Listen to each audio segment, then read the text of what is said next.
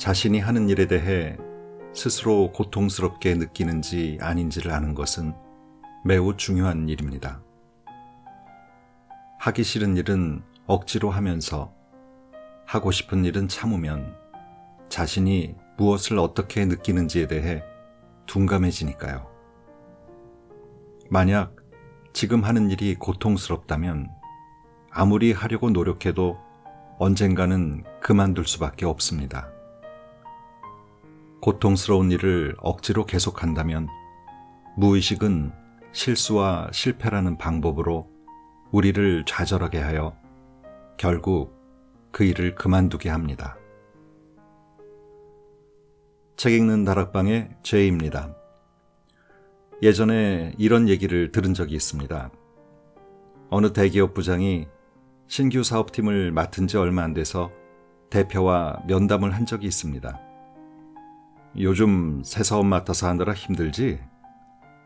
기회다 싶어 부장이 얘기합니다. 예, 좀 실은 많이 힘드네요. 사람들도 내 사람들이 아니어서 그런지 말도 잘 안 듣는 것 같고 저도 조심스럽고 일도 좀 그렇고. 그러자 대표가 얘기합니다. 이봐, 회사가 재밌으면 네가 돈 내고 다녀야지 돈 받고 다니냐? 우리들의 선배 세대는 자신의 출세와 가족의 안녕을 위해 무조건 참고 지냈습니다. 그런데 과연 그게 능사이고 최선의 삶일까요? 오늘 소개해드릴 책은 출판사 샘터에서 펴낸 참는 게 죽기보다 싫을 때 읽는 책입니다. 작가인 이시하라 가즈코는 프롤로그에서 이렇게 이야기합니다. 현대사회는 정보화 사회입니다.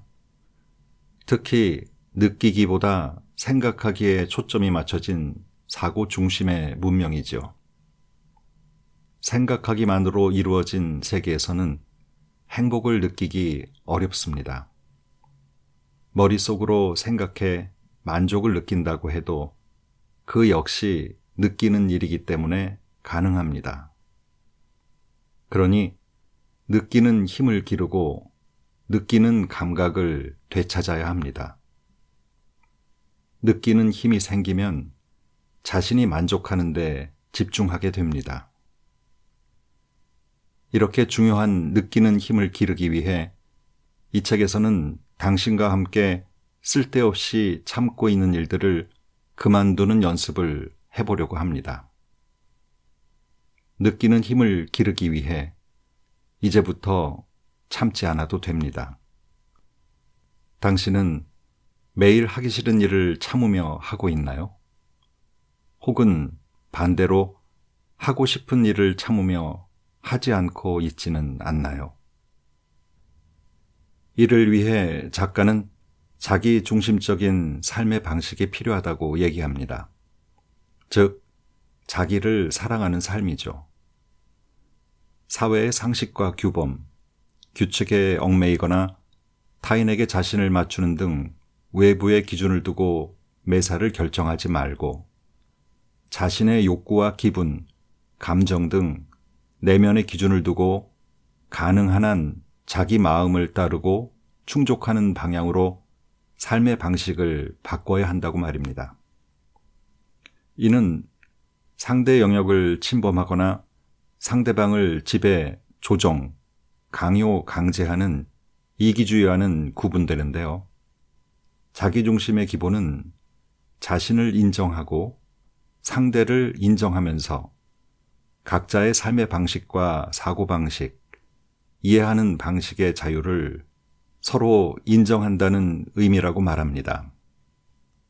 이런 생각으로 본문에서는 우리의 사고방식, 태도, 듣고 말하고 행동하는 데 있어서 지금 당장 그만둬야 할 관계습관 5가지에 대해 구체적인 사례를 들어 그 필요성과 방법에 대해 이야기해 줍니다. 오늘은 그 가운데 4개의 글을 골라 여러분과 같이 생각해 보는 시간을 갖겠습니다.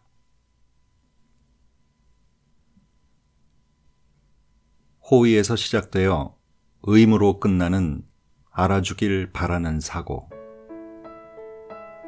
남에게 해주고 싶은 마음과 남이 알아주길 바라는 마음은 다른 것 같지만 사실 같은 마음입니다.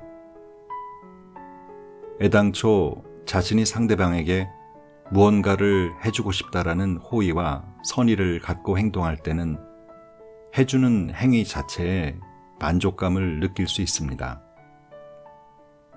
이럴 때는 자신이 해주는 입장이니 상대방보다 우위에 있다고 의식하고 있지 않습니다.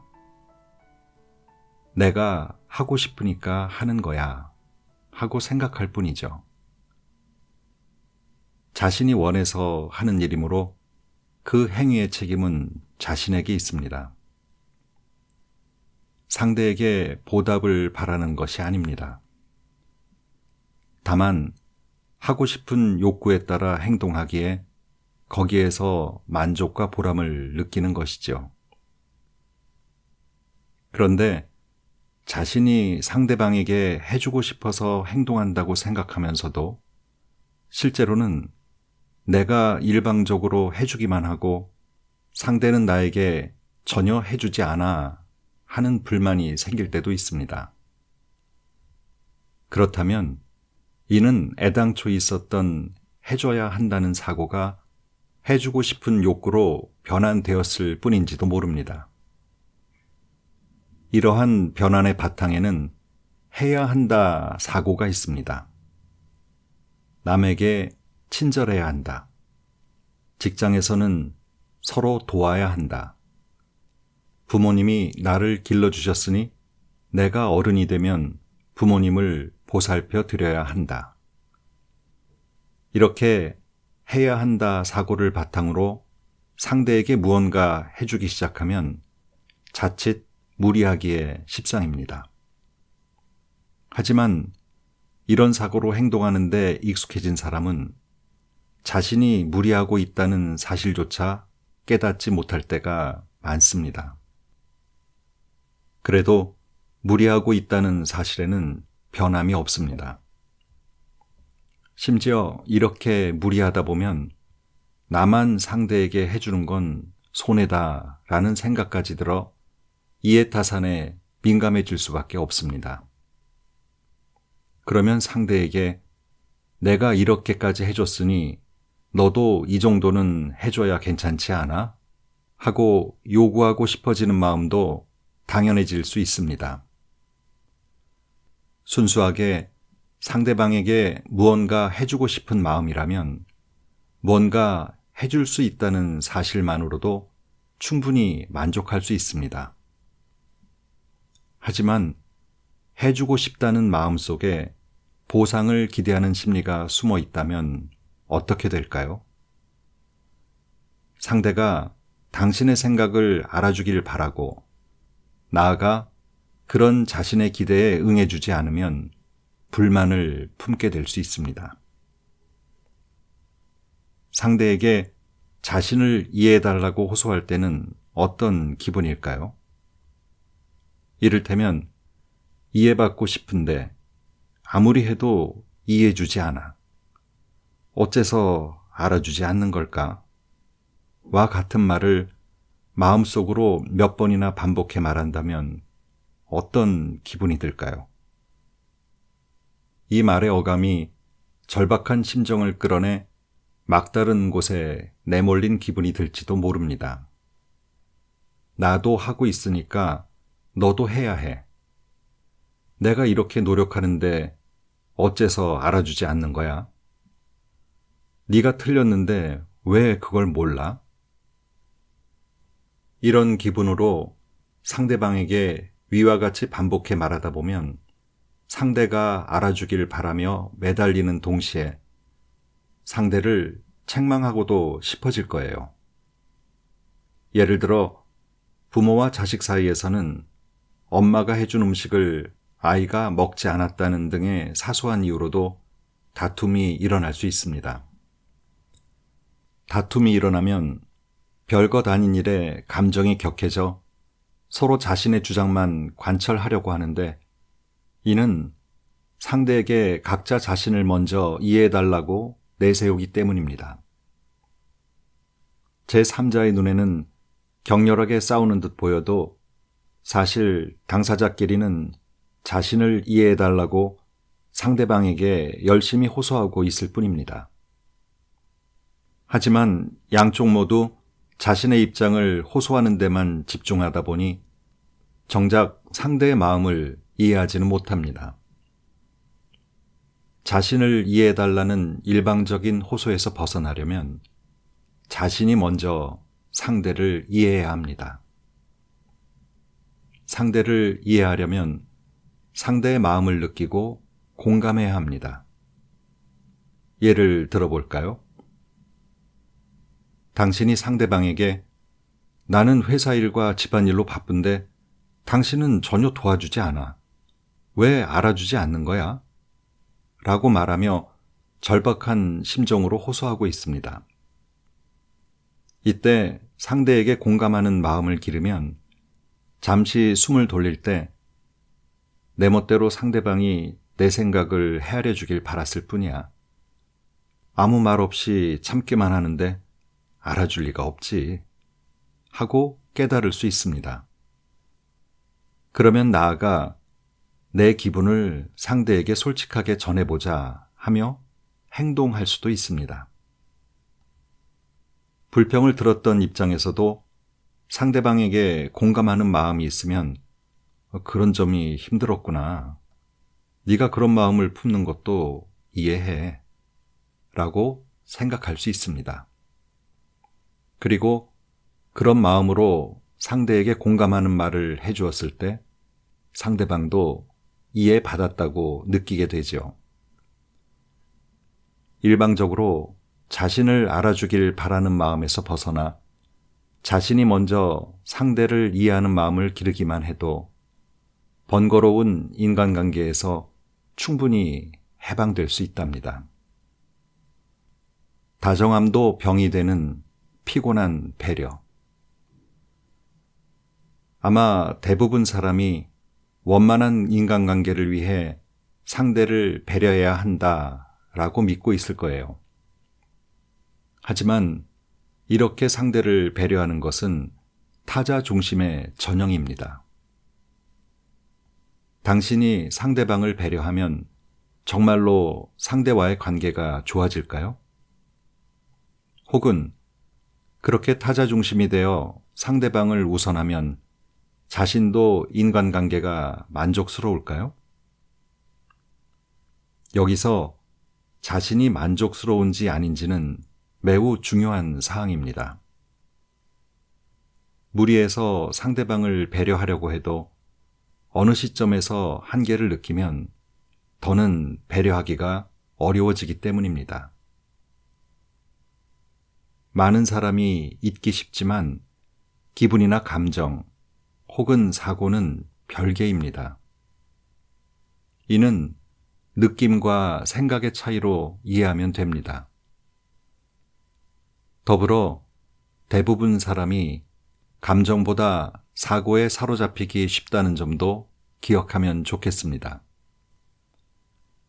사고에 사로잡힐 때마다 자신의 감정에는 무감각해집니다.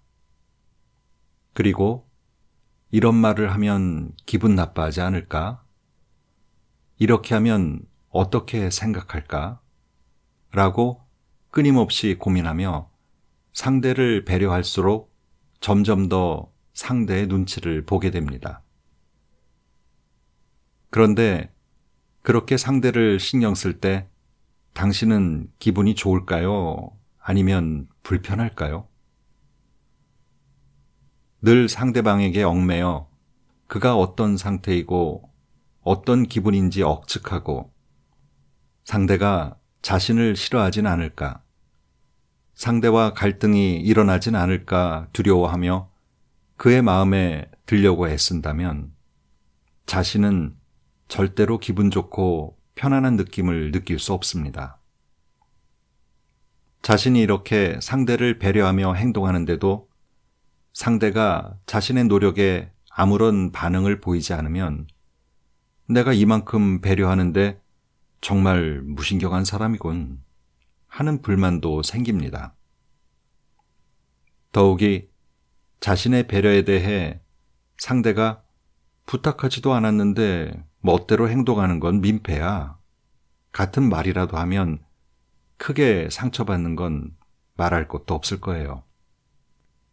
상대방을 배려한다는 건 이런 겁니다. 상대를 배려할 때 당신은 이런저런 걱정과 두려움을 감추며 참습니다. 하지만 사실은 당신의 그런 두려움과 긴장이 상대방을 더 불편하게 할 수 있습니다. 상대가 당신에게서 멀어진다면 바로 그러한 이유 때문이라고 해도 좋습니다. 자신의 기분을 숨겨가며 상대방을 배려했지만 그 노력을 보상받지 못한다면 당신은 불만을 가지게 될 거예요. 게다가 그 배려가 도리어 상대를 멀어지게 하는 원인이 되었다면 어떨까요? 예를 들어 상대에게 뭔가 선물을 해주고 싶을 때를 가정해 봅시다. 무엇을 사줄까? 고민하는 순간은 행복하지만 동시에 마음에 안 들면 어떡하지? 하는 걱정이 들 수도 있어요. 선물을 주고 싶다고 생각하면서도 필요 없다고 거절하면 어떡하지? 마음에 안 든다고 하면 어떡하지? 라며 혼자 걱정하거나 일방적으로 상대의 마음을 이래저래 억측하고 고민하다 보면 선물을 주는 일 자체가 점점 번거롭게 느껴집니다. 그럴 때는 선물을 주고 싶은데 뭐가 갖고 싶어? 하고 솔직하게 물어보는 게 번거로움에서 벗어나는 하나의 방법이 될 수 있습니다. 사실 상대를 지나치게 배려하는 이유는 자기 안에 상처받기 싫어, 미움받기 싫어, 싸우기 싫어 같은 다양한 두려움이 존재하기 때문입니다. 두려움에서 벗어나려고 아무리 혼자 머리를 싸매도 명쾌한 해결책은 찾기 어렵습니다. 그러니 신경 쓰이는 일이 있으면 혼자서 고민하기보다 상대에게 솔직히 물어보세요. 이렇게 직접 물어보는 용기를 기르는 편이 훨씬 도움이 될 거예요. 두려움을 감추고 배려하는 피곤한 관계에서 벗어나면 오히려 개운한 마음으로 기분 좋은 관계를 맺을 수 있습니다. 배려하지 않아 상대방과의 관계가 나빠지는 일은 거의 없습니다. 그러니 두려움을 감춘 배려를 그만두세요. 번거로운 일이 줄어들 거예요. 위로를 가장한 감정 노동, 언제든 들어주기. 평소 어떤 기분으로 하루를 보내나요? 항상 분주하고 정신이 없어요. 휴식을 취해도 피곤이 풀리지 않아요. 시간이 부족한 것도 아닌데 어쩐지 초조해요. 만약 이런 기분이 든다면 당신은 무엇을 하든 동시에 2가지 이상의 일을 하려고 하는 사람인지도 모릅니다. 예를 들어 다음과 같은 식으로 말이죠. 이러면 머릿속 생각과 실제 행동이 뒤죽박죽 되어버립니다. 눈앞의 업무를 처리하면서 머릿속으로 오후에 참석할 회의를 생각한다. 모두와 점심을 먹으면서 오후에 해야 할 일을 되짚는다. 청소하면서 점심 식사 메뉴를 고민한다. 텔레비전을 보면서 내일 할 일을 계획한다. 예를 들어 운동 경기나 스포츠 등에 푹 빠져 육체를 움직이는 데만 집중하면 머릿속이 텅 비는 듯한 느낌이 듭니다. 자신이 하고 있는 일에만 집중하느라 사고가 정지해 홀가분하고 편안한 기분을 느끼는 상태이기도 하는데요. 이런 기분 좋은 감각은 몸과 마음이 일치할 때 찾아옵니다. 하지만 운동을 하며 다른 일을 생각하면 몸과 마음이 일치하지 않게 됩니다. 그러면 왠지 모를 위화감과 불쾌감이 느껴지는데요. 바로 몸과 마음이 일치하지 않기 때문입니다. 몸과 마음이 일치하지 않으면 짜증이 나고 초조해집니다. 또 다른 예로 직장에서 후배가 당신에게 이 서류를 어떻게 정리해야 할지 모르는데 좀 가르쳐 주시겠어요? 하고 물어왔습니다. 이때 후배의 요청에 바로 응하려면 자신이 하던 일을 갑자기 중단해야 합니다. 그렇지만 선배니까 당연히 도와줘야 한다라는 생각에 본인의 일을 중단하고 사람 좋은 표정을 지어가며 후배를 도와주었습니다. 그런데 잠시 후 후배가 같은 일로 또다시 물어봅니다. 그러자 이번에는 진저리가 나서 아까 가르쳐 줬잖아요. 자기 스스로 해보려고 조금이라도 노력해 본 거예요? 하고 감정적으로 반응하고 싶어졌습니다. 하지만 그렇게 소리 지른 순간부터 후배와의 관계는 서먹해질 수 있습니다. 어째서 당신은 후배의 질문에 감정적으로 느끼게 되었을까요? 후배의 도움 요청에 자신이 하던 일을 중단해야 했기 때문입니다. 후배를 도우면서 머릿속으로는 자기 일을 걱정하면 행동과 마음이 일치하지 않는 부조화가 일어납니다. 이러한 불일치가 짜증을 일으켜 후배를 감정적으로 대하게 되었던 것이죠. 그러면 이런 상황에서는 어떻게 하면 좋을까요?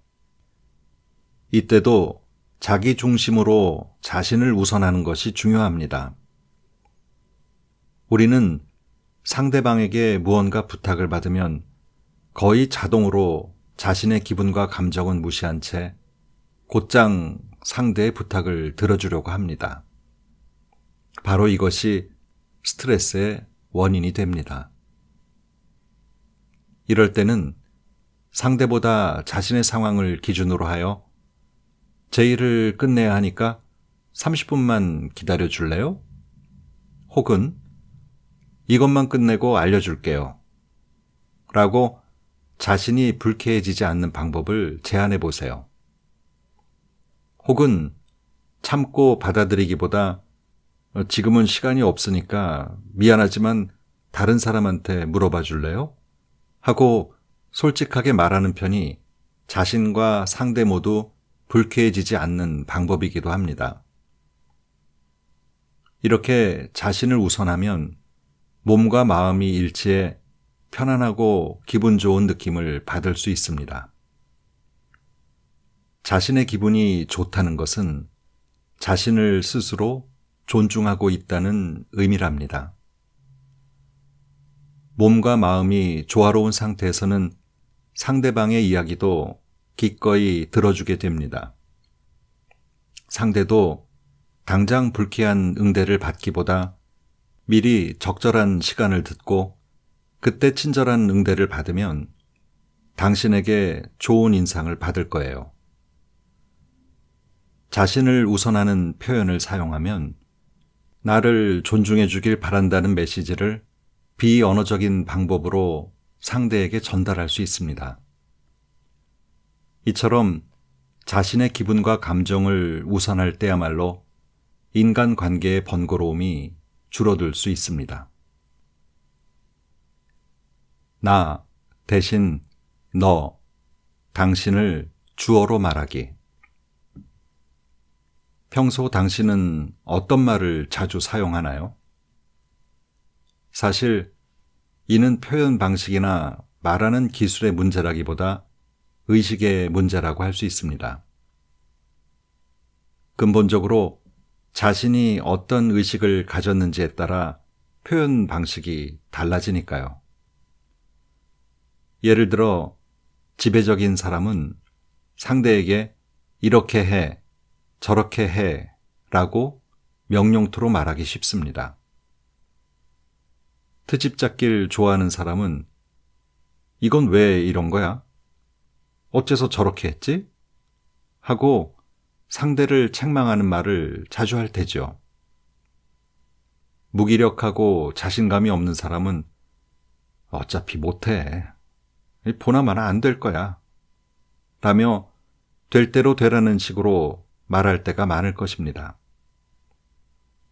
표현 방식이 달라지는 가장 근본적인 원인은 자신의 의식이 자기 중심인지 타자 중심인지에 달려 있습니다.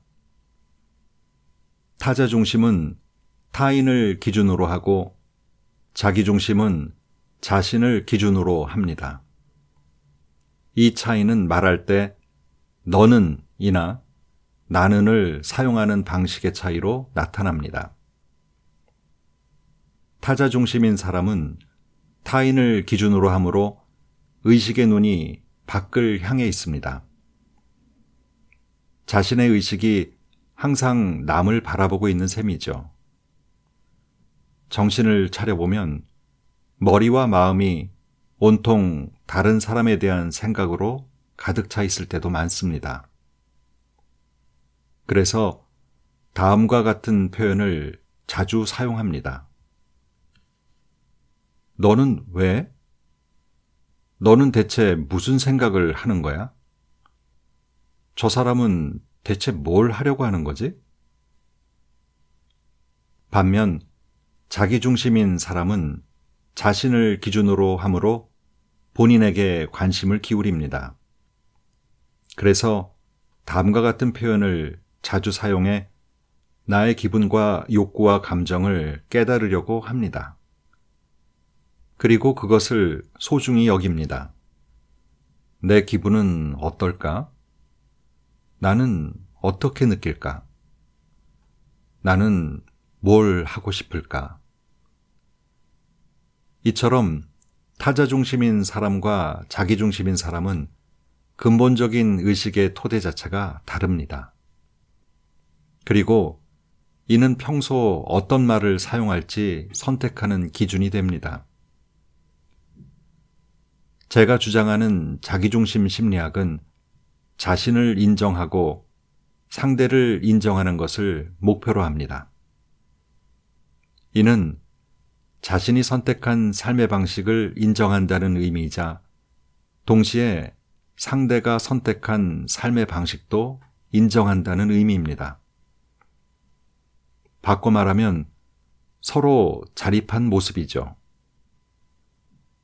예를 들어 타자 중심으로 사고하는 A가 친구 B에게 너는 어째서 내가 말한 대로 하지 않아? 라고 너를 주어로 말했다면 이미 A는 B의 선택과 삶의 방식에 참견하고 있는 셈이 됩니다. 이와 같이 상대의 영역에 제멋대로 침범해 상대에게 자신을 따르라고 강요하면 상대와의 관계가 나빠질 수밖에 없습니다. 그 대신 나는 이렇게 생각해. 너는 어떻게 생각해? 하고 먼저 나를 주어로 하여 말해보세요. 이런 표현의 바탕에는 자신의 의견을 소중히 하면서 상대의 생각도 존중하는 의식이 깔려 있습니다. 한 가지 더. 상대에게 조언할 때도 표현 방식을 다르게 할 수 있습니다. 너는 그렇게 하면 안 돼. 이렇게 해야 해. 나라면 이렇게 했을 거야. 너도 한번 해보면 어때? 전자는 상대의 행동을 부정하며 자신의 방식을 강요합니다. 이때 결과가 좋으면 다행이지만 만약 상대가 실패하면 어떻게 될까요? 남이 실패한 책임을 자신이 뒤집어 쓴 꼴이 되어 조언한 일이 긁어 부스럼이 되고 맙니다. 설령 자신에게 책임이 미치지 않아도 무책임하다는 비난을 면하기는 어려울 거예요. 이와 달리 후자는 자신의 경험을 먼저 말합니다. 그리고 상대에게 할지 말지를 묻습니다. 결정은 상대가 하게 두고요. 자신의 조언을 받아들여도 상대가 직접 선택했으니 자신은 결과에 대한 책임이 없게 됩니다. 이처럼 너를 주어로 하는 표현 방식은 상대방과 다투기 쉽고 남의 책임까지 뒤집어 쓰게 되는 등 자신에게 위험 부담이 높습니다. 하지만 나를 주어로 하는 표현 방식은 타인에게 의존하지 않는 자립한 말투로 상대의 영역에 제멋대로 침범하지 않아 자신을 지킬 수 있습니다. 평소 너를 주어로 말하는데 익숙하신가요? 앞으로는 나를 주어로 한 표현으로 바꿔 말해보세요. 의식의 바탕이 타자 중심인지 자기 중심인지에 따라 표현 방식이 달라진다면 반대로 표현 방식을 바꿔 의식을 자기 중심으로 돌리는 일도 가능하답니다. 책을 읽는 내내 사회생활하고 살아오면서 남의 기준과 시선에 맞춰 살아온 게 아니었나 하는 생각도 들고 지금부터라도 내가 중심이 되는 삶을 살아야겠다는 생각도 들었습니다. 할 수 있는 것부터 하나하나 실천해 봐야겠다고 말이죠. 그럼 오늘도 좋은 하루 되세요.